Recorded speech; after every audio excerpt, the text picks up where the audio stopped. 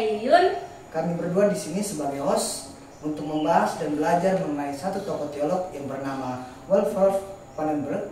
Dan untuk bersama-sama belajar dan memahami tokoh tersebut, kita sudah menyiapkan 3 narasumber untuk membantu kita dalam memahami dan belajar tentang kajian dari tokoh Wolfgang Pannenberg. Dan untuk tidak membuang waktu, kita panggilkan saja ketiga narasumber ini. Silakan masuk. Halo. Halo. Kak Rahel, ada Kak Risma. Ya, langsung silakan duduk. Terima kasih. Sebelum masuk dalam topik pembahasan kita, namun sebelum itu kita perkenalkan ketiga narasumber ini karena ada pepatah yang mengatakan tak kenal maka tak sayang. Iya, Bisa dari kakak sebelah. Oke, baik, perkenalkan nama saya Putri Dumiani. Perkenalkan nama saya Rahelia Tirani Banten. Saya Risma Yani Sangkali. Ada 4 pembahasan yang akan kita bahas pada kesempatan kali ini. Yang pertama yaitu bagaimana latar belakang kehidupan dari seorang Wolfgang Pannenberg. Dan topik yang kedua ialah masalah apa yang melatar belakangi pemikiran tersebut. Dan yang ketiga, bagaimana cara pandangnya tentang teologi. Dan yang keempat, bagaimana dengan pokok pemikirannya. Nah, yang terakhir kita akan membahas kesimpulan di akhir. Dan kita akan masuk dalam topik pembahasan pertama, yaitu bagaimana latar belakang kehidupan dari tokoh tersebut sebelum ia menjadi tokoh teolog. Baik, teolog Wolfgang Pannenberg lahir di Stettin, Polandia pada tahun 1928. Pannenberg dibaptiskan dalam gereja Injil Lutheran. Namun setelah itu praktis tidak mempunyai hubungan apapun dengan gereja pada tahun-tahun awalnya. Pannenberg ini bertumbuh dalam keluarga yang non-Kristiani, sehingga iman Kristen bukanlah hasil sosialisasi dalam keluarga, melainkan sebuah pengalaman pribadi. Oh, jadi ini Pannenberg mendapatkan ilmu kekristenan dari pengalaman pribadinya. Lantas bagaimana seorang Pannenberg bisa hidup di lingkungan keluarga yang notabene-nya adalah non-Kristiani? Baik, Pannenberg pernah bercerita bahwa ketika ia berumur 16 tahun, tepatnya pada tanggal 16 Januari 1945, ketika ia sedang berjalan pulang ke rumah, sehabis kursus piano, tiba-tiba sebuah pengalaman sinar pada saat matahari terbenam mendadak menerobos batas kesadarannya dan melampaui horizonnya. Beberapa bulan kemudian, Pannenberg ini nyaris menjadi korban serangan bom Amerika di Berlin. Dan melalui pengalaman ini menjadi titik balik kehidupan beliau selanjutnya. Lalu setelah ia nyaris menjadi korban di bom pada saat dia berada di Amerika, bagaimana dia kembali melanjutkan kehidupannya?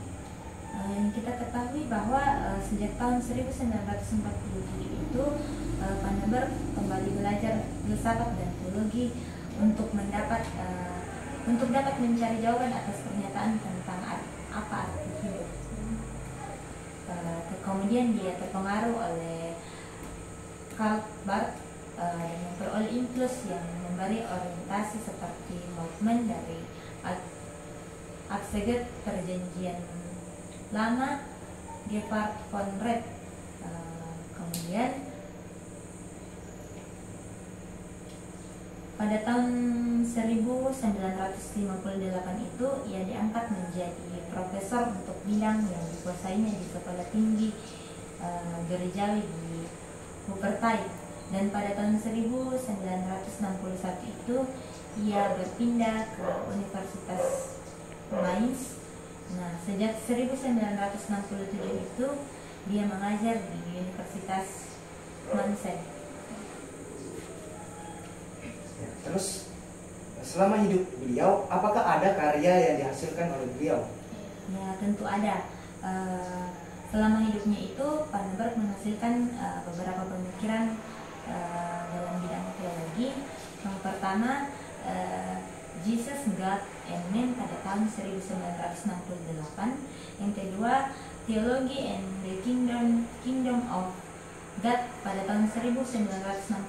Yang ketiga itu What is Man pada tahun 1970.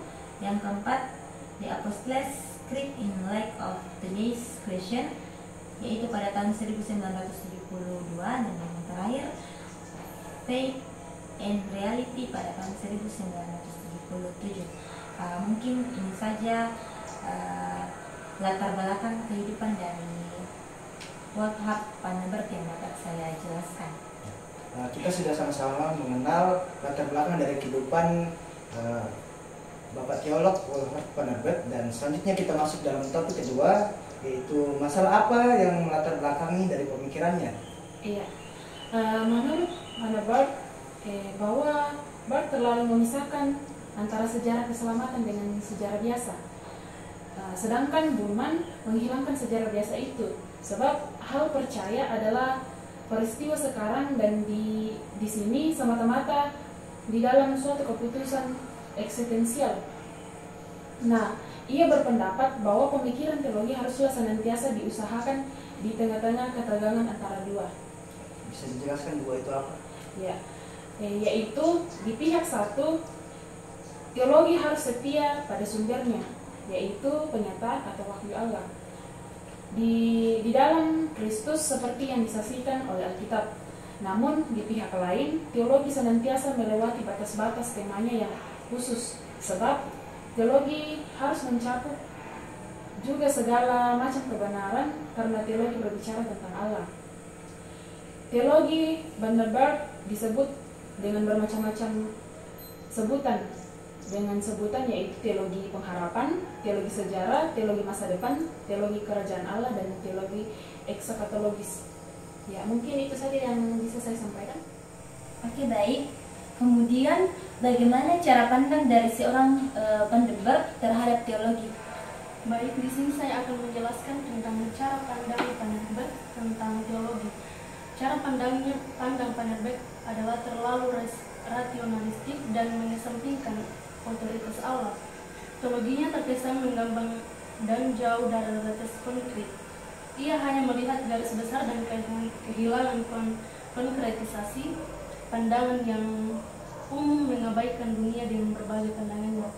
Terus Panneberg pun berpendapat bahwa teologi yang hanya merupakan rasionalisis prasangka tidak lagi dilegitimasi sebagai ilmiah dewasa ini. Dalam konteks ini, ciri hipotetis teologi Panneberg dipertanyakan, di mana setiap teologi sudah semestinya bertolak dari prasangka, yakni iman akan Allah. Allah mendahului ilmu tentang Allah karena upaya memahami pemahaman Allah tanpa lebih dahulu disentuh oleh Allah menjadikan Allah sebagai sekedar benda yang dapat diselidiki. Apa yang menjadi kekurangan dan kelebihan dari pandangan ini? Secara umum kelemahannya itu terletak pada kenyataan bahwa sukses kristologi ini mencoba menetapkan bukti historisnya dengan keyakinan objektif yang sebenarnya sulit untuk dicapai. Sedangkan kelebihannya itu dari pandangan teologis Panneberg bahwa mengurangi subjektivitisan yang tidak semestinya. Dia meyakini tidak lewat sugesti, tetapi lewat jalan pemikiran yang logis, gaya yang tidak saja mampu meyakinkan kaum Kristen, tetapi juga kaum non-Kristen. Itulah kekurangan dan kelebihannya. Lanjut, bagaimana dengan pokok pemikirannya? Ya, pokok pemikirannya di sini mengenai pernyataan Kristus sebagai sejarah.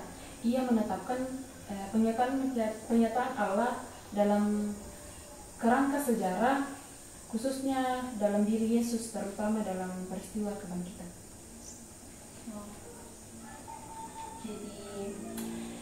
Jadi itu saja dari pokok pemikiran yang disampaikan oleh Vandenberg. Iya, itu yang Oke. Baik ya. Nah, dari pembahasan kita dari atas sampai titik akhirnya dapat disimpulkan bahwa Wolfgang Vandenberg adalah salah satu seorang teolog ya yang memiliki pemikiran yang berdampak bagi perkembangan teologi. Dan kemudian pemikirannya mengenai eksistensi Yesus di dalam sejarah memberikan bukti bahwa Yesus tidak hanya sebuah mitos atau legenda dan cerita fiksi belaka, namun ia hadir di dalam peristiwa sejarah. Namun demikian, teologinya juga memiliki kekurangan. Nah, hanya mengandalkan rasio saja. Pandangannya mengenai kelahiran Yesus hanya terjadi setelah peristiwa kebangkitannya, membuat nilai keilahian Yesus yang sejati berkurang. Ya begitu ya pembahasan kita tadi. Kemudian aplikasi dari pandangan Vandenberg adalah mendorong kita untuk jangan mendasarkan iman pada perkataan orang-orang yang percaya yang lain. Nah, rasionalitas bisa kita gunakan dalam kehidupan kita sehari-hari agar iman kita bisa diterima secara akal sehat. Oke. Itulah yang menjadi kesimpulan dari pembahasan kita mengenai tokoh teolog yang bernama Wolfgang Vandenberg. Nah, kami mengucapkan terima kasih kepada para narasumber yang luar biasa yang bersedia hadir di tempat ini untuk bersama-sama dengan kami belajar. Nah, kami juga mengucapkan banyak terima kasih kepada audiens yang bersedia menyaksikan diskusi kami pada kesempatan kali ini. Shalom dan terima kasih.